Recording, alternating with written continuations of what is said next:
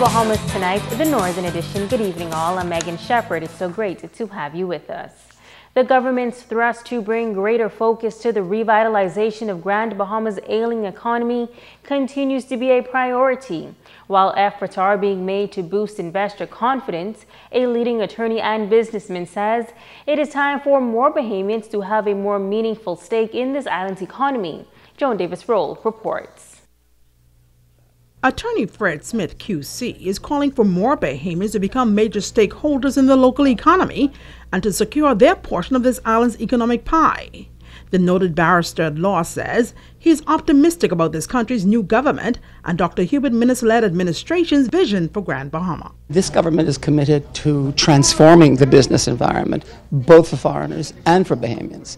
The more we open the doors for opportunity, for investment, the more Freeport is going to grow and the more jobs are going to be created. But what I would encourage Bahamians is not to look at simply the low-lying fruit jobs. We want to own our businesses. We want to employ people, both Bahamian and foreigners, to come here to do work as they do in the Turks and Caicos, as they do in the Cayman Islands, as they do in Bermuda. So as Bahamians, we should aspire to investing and partnering and welcoming foreign investors so that we can participate with them in joint ventures. Smith is challenging Bahamians to avail themselves of the opportunities.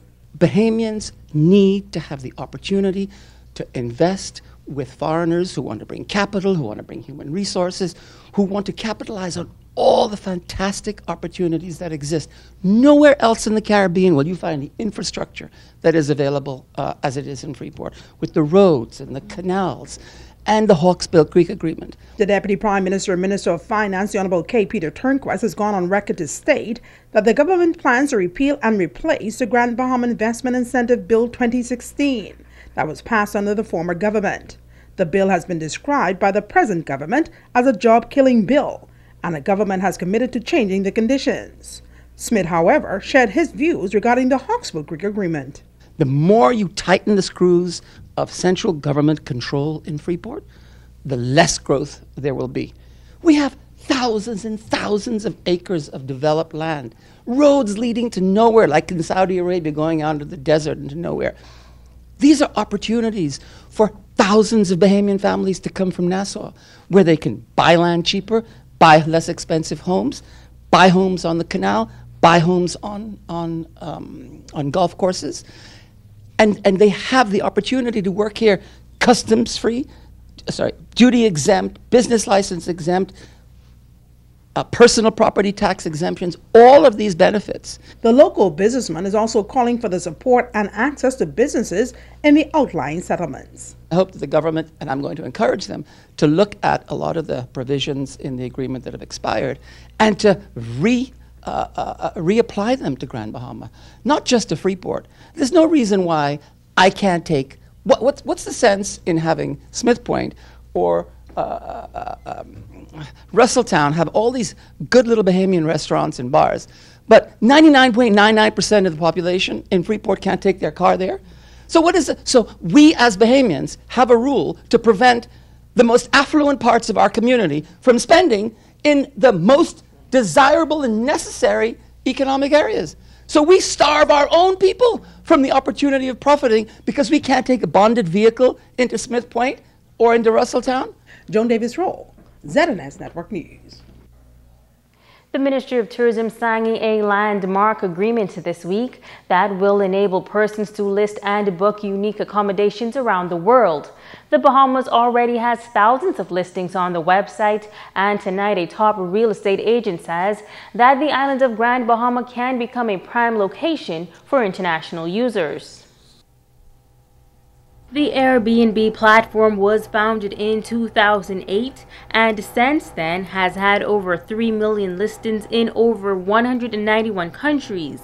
This week, the Ministry of Tourism signed a memorandum of understanding with Airbnb to put in place a modern regulatory framework within which vacation home rentals can operate.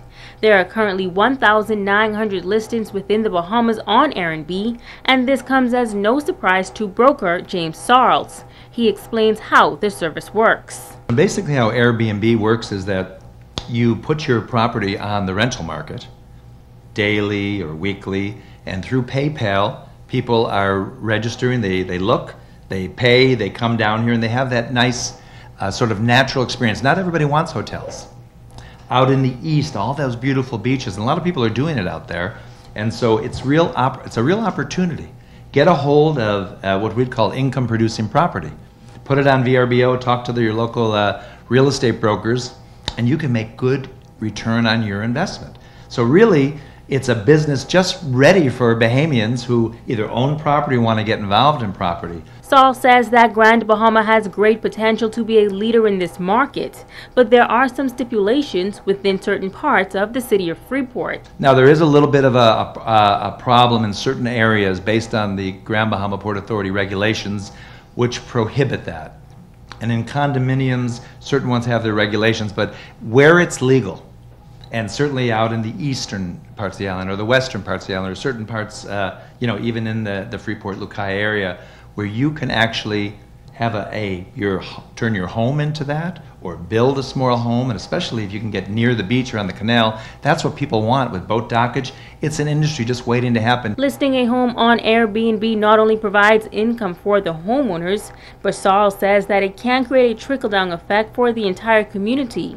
He notes that the island of Abaco is already booming in the Airbnb market. In Abaco, there's thousands of second homeowners who rent their homes out. And what does it mean for the trickle-down effect?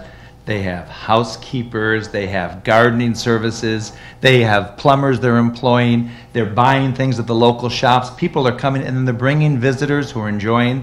Really, Abaco is so successful, many other parts of the islands, because they get repeat business. We need to increase our repeat business, and you only do that from good service, good customer service, and we have to have a beautiful place. No date has been set as yet for when the regulations will come into effect. It is a story that went viral on the various social media platforms. A man was affected by what he calls a dangerous act. In this report, our Italia Hall speaks with the victim, who is speaking out and is also warning other residents on Grand Bahama to always be vigilant while traversing the streets. West End resident Robert Grant has been in the propane business for some 31 years. He says on Thursday night after leaving church he received a gas call in the Pinders Point, Lewis Yard area. Now Grant says he was traveling west on West Sunrise Highway when this object came through his driver's side window and landed right here on the passenger seat. After I passed the Regency Theater corner on the north and York Shore on the south, in this area right here, which is about a few hundred yards down before you get to the Sunrise subdivision and the Hawksville roundabout, I felt a blunt blow to my face. So it was this rock that was thrown through my window and hit me on the left side of my face. I received 6 stitches on the outside and 3 on the inside. Fortunately, it was not my eye or any other critical area. I was very blessed. He says he reported the matter to police. I was advised by a police officer who was dealing with some other patients to report it to Central Station. So I reported it on 911 as well as I reported it to Central Station before going home. Grant is encouraging other residents to remain vigilant and to always approach the area with caution. Late at night, it's very slow traffic because most of the workers reside outside of this area. And so it is a prime area for this type of robbery that took place before, I understand. Where they throw the rock, once you stop, they approach the vehicle. Grant had this message for the person or persons responsible for the act. If it's children with pranks, it's not a safe thing to do. It can cause the death of other individuals. I've heard or I've seen on the TV where someone threw someone on I-95 and quite a number of people got killed. Because I've heard from several individuals, including personnel at the RAN, that this has happened in this area several times. And I have a propane gas business, and the tank was exposed. We had a previous propane gas distributor who got robbed in this area, and beaten pretty bad. And the persons who did this, I think you should come forward. And, you know, I'm a Christian. I'm prepared to forgive and move on. Now, ZNS News spoke with the Assistant Superintendent of Police, Teresita Pinder. She says that the police department will investigate the matter. In the meantime, she added that the area will be monitored. She also encouraged any persons with any information about this incident or others to please contact police at telephone number 350-9107-12 or call your nearest police station. Reporting for ZNS Network News, I'm Natalia Hall. Police on Grand Bahama are investigating an armed robbery that occurred today during the early morning hours. According to reports, shortly before 1 a.m., police were called to a business establishment in the Williamstown area where 4 males reportedly entered the establishment, one armed with a firearm, and robbed patrons of cash, cell phones, and other personal items before fleeing in a dark vehicle. Police officials are appealing to the public for any information that can assist in this investigation to call the Central Detective Unit in Grand Bahama at 350-3107-12, 911-919, or call your nearest police station. The search continues for 2 Grand Bahama men reported missing. The first missing person is Emmanuel Sandokan Miller, aka Pitty, age 39 years, of number 8B Cadney Drive, Freeport. He is described as standing between 5 feet 6 inches in height, weighing 270 pounds, with light brown complexion. He was last seen on Thursday, August 3rd, 2017, sometime around 3 p.m. on Midshipman Road. Miller, according to police, frequents the areas of Garden Villas and Weddell Avenue. The second missing person is Kevin Aldrovandi Bethel, age 34, of number 6 Coral Reef Loop, Freeport. He is described as standing at 5 feet 9 inches in height, weighing between 150 to 170 pounds, with a light brown complexion. He was last seen on Thursday, August 3rd, sometime around 3 p.m. on Midshipman Road, Freeport. He also frequents the areas of Garden Villas and Weddell Avenue.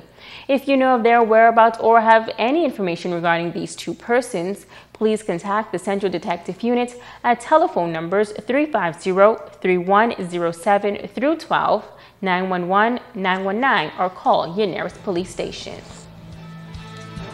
Stay with us, there's more news right after this break.